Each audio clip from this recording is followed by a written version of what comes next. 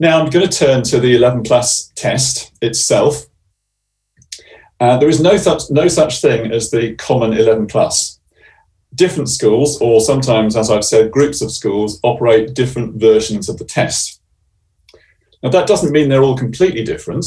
There are some common features which tend to occur in most of the tests. And the most common things you'd find are what's called verbal reasoning, and I'll come back to what that is in a moment, maths, English, and also something called non-verbal reasoning. I'm not going to go into that in great detail because it's not a particularly common element, but it's basically a spatial reasoning test that gives you different shapes, and you have to make some conclusions based on those shapes. Now, schools have different combinations on their tests. So some might have just verbal reasoning. Some might have a combination of verbal reasoning with maths and English, or a combination of verbal reasoning and non-verbal reasoning. However, if you look at the school's website, they usually provide some advice and usually some familiarization materials on their websites, which can give you an idea of the type of questions that tend to appear in the test.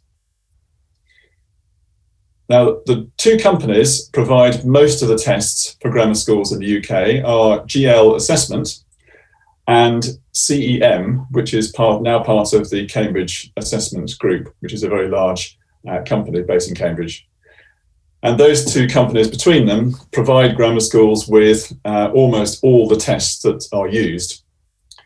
Now, the practice papers can be purchased if you look online, but they're not usually exactly the same as the ones the schools use, because obviously the schools don't want everyone to be spending a lot of money on coaching and preparation.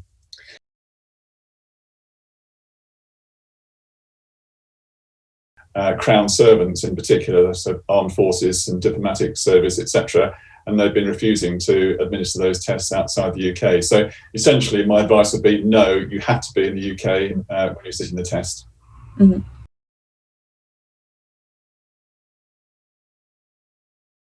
Yes, I mean, as I mentioned, the 11 plus is just a term which people bandy around very commonly for any kind of entrance exam to a school at the age of 11.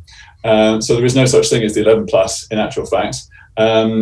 Schools tend to refer to it as the admissions test, not the 11 plus. The 11 plus is merely a term which is in common parlance because it's an easy shorthand really, but sometimes it could equally apply to independent schools or grammar schools. So look for the words admission test would probably be my advice.